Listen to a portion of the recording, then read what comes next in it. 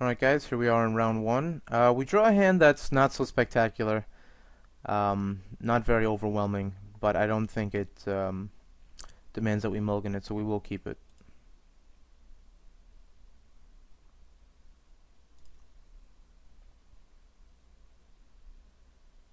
Obviously I will throw the stone right out there, turn one, so it could pump itself on turn two.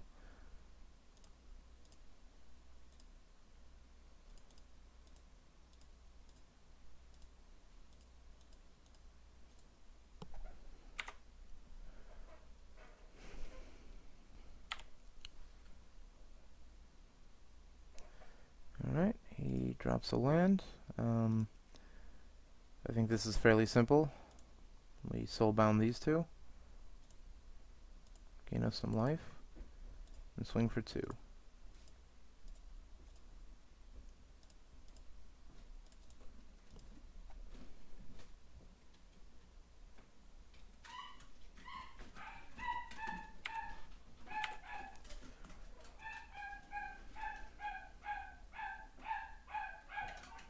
Okay, looks like he's stuck on two lands, so that's fortunate for us.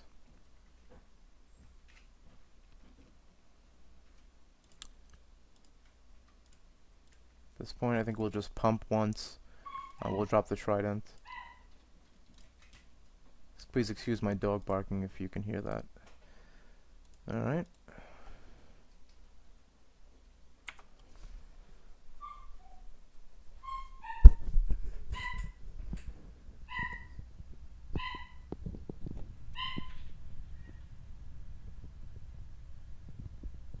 Alright, he drops a third land. And he puts a Fettergeist into play.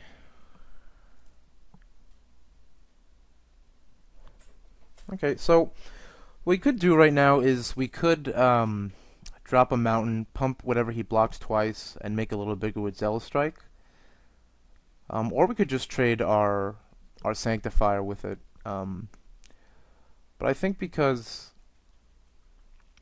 we're a little, our deck's a little short on creatures at this point, and I don't know if I'll be able to pump the stone right next turn if I just trade the Sanctifier with the Geist. I'm tempted to keep both of them in play, so I think I'll swing into them and Zealous Strike whatever he blocks with the Fettergeist, and we'll do 2 damage to him.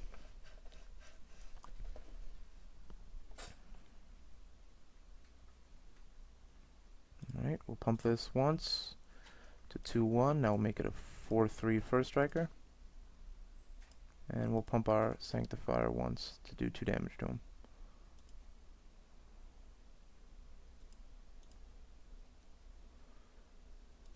Okay.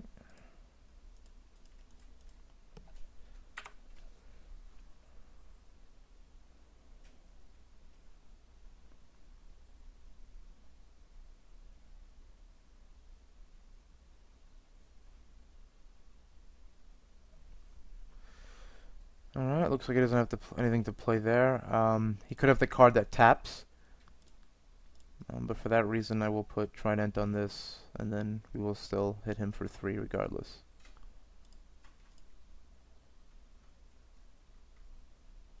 And it looks like he may have that card. Yep, Crippling Chill is the name. Okay, now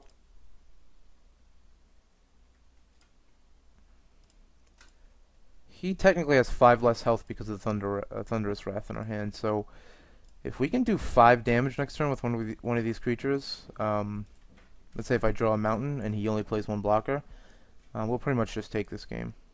Although the Sanctifier doesn't untap next turn, so that's actually an issue. 3 Lookout, that's fine.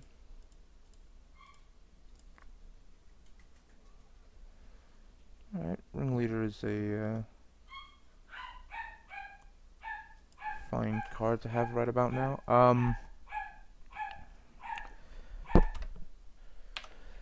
I think here we'll just we'll just drop the Ringleader. It's not likely he's gonna swing at the Lookout next turn, regardless of what creature he drops, because he's pretty far behind. And if he doesn't make that mistake, we don't really mind, and that's Camtasia doing things. I apologize for that. Okay, so I think for that reason, we're just going to throw the ringleader out there. There's no reason for me to trade with the lookout. I'm also tempted to move the trident onto the ringleader because I want to be able to do 5 damage with at least one of these creatures. And if I do that, all of them will be able to do 5 damage when I swing next turn. So for that reason, I'm going to put the trident on the ringleader, just so I make sure that I have him within kill range next turn.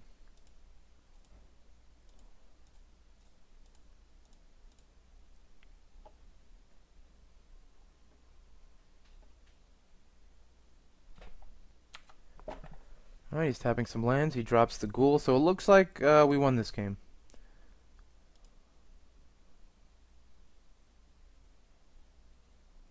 It says he has a way to gain life or counter our wrath. We're fine right now. We will take this. Okay, any reason for us to drop the prowess? No, because that gets rid of a red technically. Could shoot the lookout, then swing with the sanctifier and the ringleader. Still be able to. No, actually we can't do that. We won't be able to do that. So we'll just swing with everything. Get him down to 5 next turn. Just kill him. Oh, it's already attacking.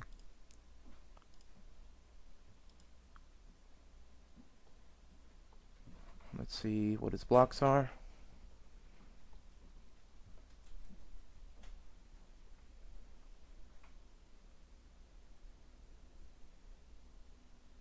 Alright. So he blocked.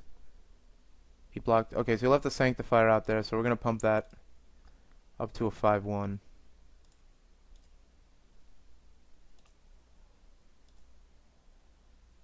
And we don't really care that his ghoul doesn't go down. He's at 5. We'll plant this on this, just so it's something to be reckoned with next turn. And hopefully we can just Thunderous Wrath his face and take the game. Okay, looks like his second color comes up. He has a Valiant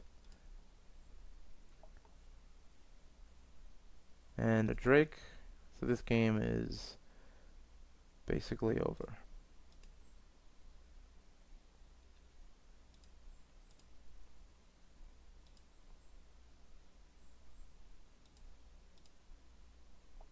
Alright, we'll just throw the Wrath out there. Yep, we got it. Alright, looks like he's going white-blue. Some flyers. We saw some questionable cards like the Ghoul. We did see Crippling Chill. We saw the 2/3 flyer that can only block flyers. I don't think this warrants really us throwing in anything. Maybe the Geist. But we only saw one target for that. So I think I will just keep things the same for now.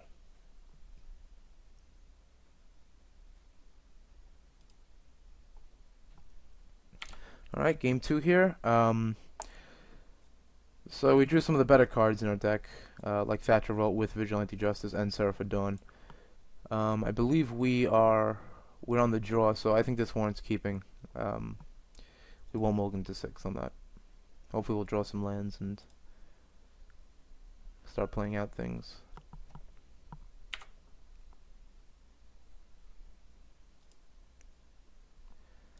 Alright. That also works with Vigilante Justice. And he drops an Inquisitor. We're going to have a little bit of trouble if he plays the Lookout next turn, since we'd be pretty far behind. We wouldn't be able to drop anything till our 4th turn. And we can drop the Seraph.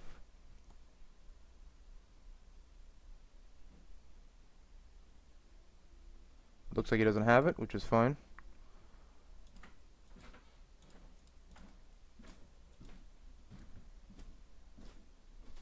Okay. So now we just need to draw a land next turn. Nothing we could really do right now except drop a Thatcher Revolt, but that would just deal 3 damage to him. We really need just to draw a land. But fortunately he didn't have the Tandem Lookout, so he's not doing anything abusive right now.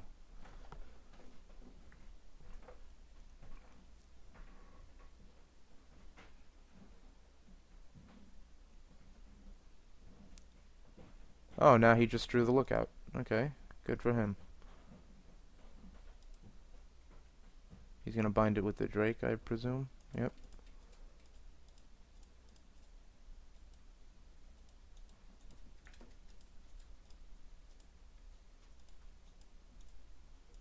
And he's gonna draw a card. Okay, so we definitely need a land right now. And that is it. So, question here is if we play Justice or a Seraph of Dawn. I don't think we could afford to just have the Justice out there and let him draw 2 cards next turn. We gotta put something in there that puts us back in this game. So if he has a Crippling Chill, he has a Crippling Chill. That's not a huge deal. If I drew another land, I could Seraph and then Cloud Shift my tapped Seraph, potentially if he had that, but let's see how he plays it first.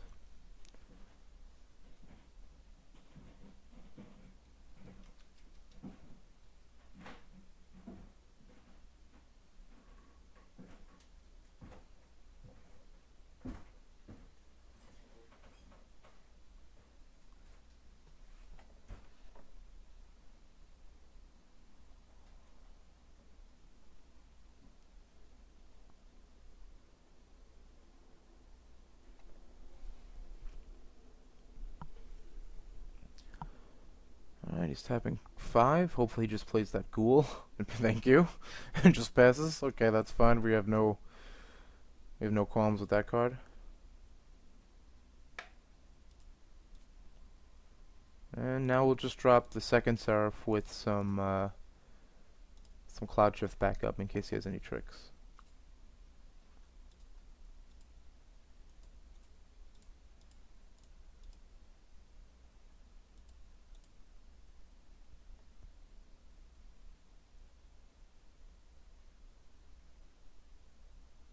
Oh, he's dropping Abrasers.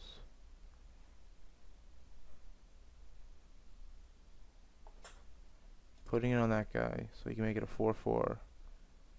I don't think I really mind that at all.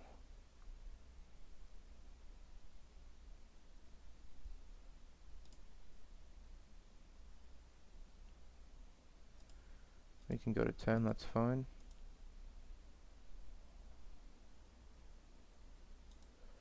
Valiant. Okay, so he's not really threatening us with anything. We could drop another Seraph, start swing with our Seraphs, or we could just play the Aggravate, get rid of his 2 Lookouts, and block a Drake and Inquisitor. I think that's actually what we will do, because we will kill a Drake. We'll end up killing 3 creatures next turn. If he has a trick, he has a trick, but we will have wiped a lot of his board, so I think we're going to go with that. Beginning of his combat step will...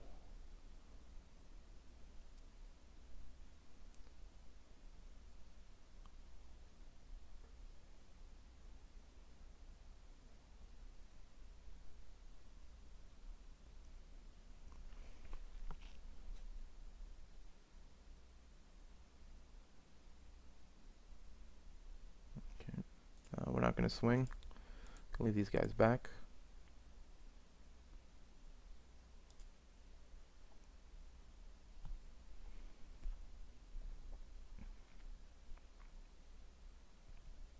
He has a Miracle. Do I Cloud Shift it right now? I think I will Cloud Shift it once he targets my Seraph.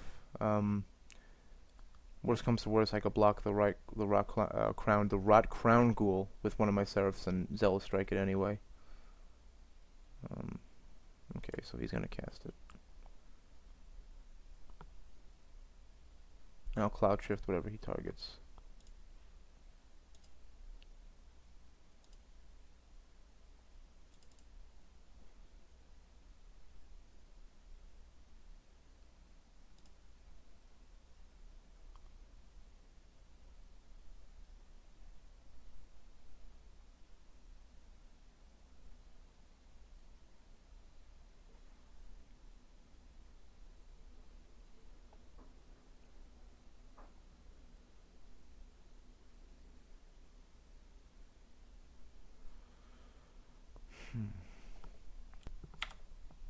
Alright, he goes to his combat step. He's swinging with the ghoul. I'll just block with a single Seraph. See if he has any effects. No, we'll Zealous Strike my Seraph. And we'll go back to 14 and destroy his ghoul. So he's going to get to mill us for 5.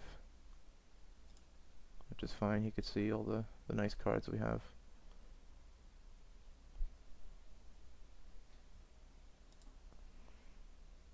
Okay. So I think I'm going to do the same thing this turn. If he were to equip the bracers, I would do it in response during his turn. Or if he just declares his attack step. But we definitely are going to aggravate him because we can pretty much devastate his board. We'll kill the lookout and the Valiant, and we'll block the 2 Drakes. Which pretty much do it for him.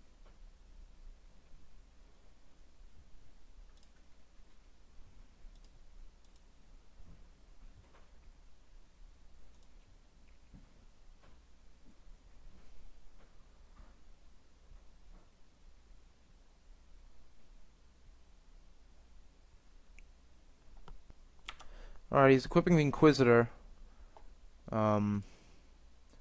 which we really don't mind at all. We'll still be able to kill the Drakes.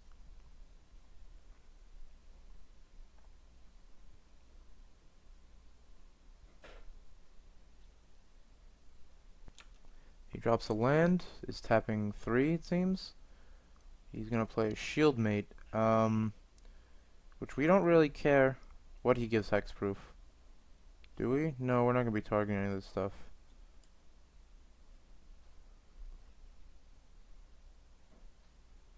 What is he giving hexproof to?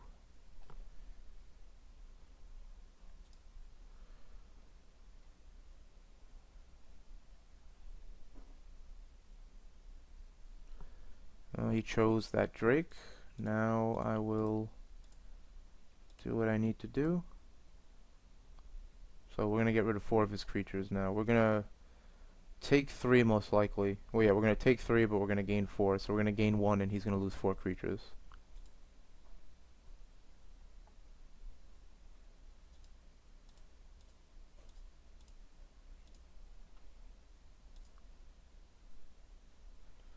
We're back to 15. And I think now we're certainly safe to race, so I will just drop the Trident. Put it on one of these characters, and we're gaining 7 a turn and dealing 7.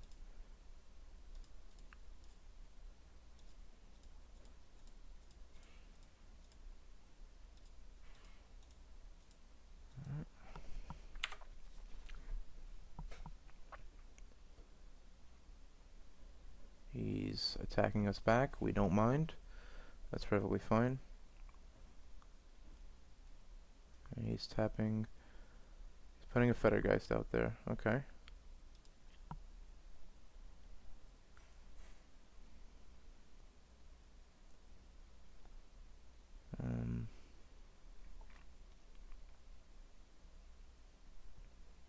Okay, let's see if he has any tricks. If he has another, his Crippling Chill. If he does, that's fine. We'll still get to gain 2. Drop another Seraph and the Bracers.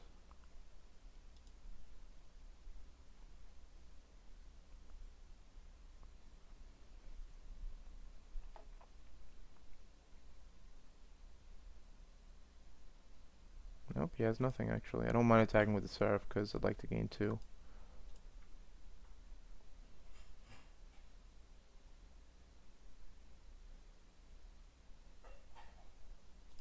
Okay, he's going to take 5. And I will drop this Seraph and these Bracers. So we got all 3 of our Seraphs now. Our opponent can't be too pleased.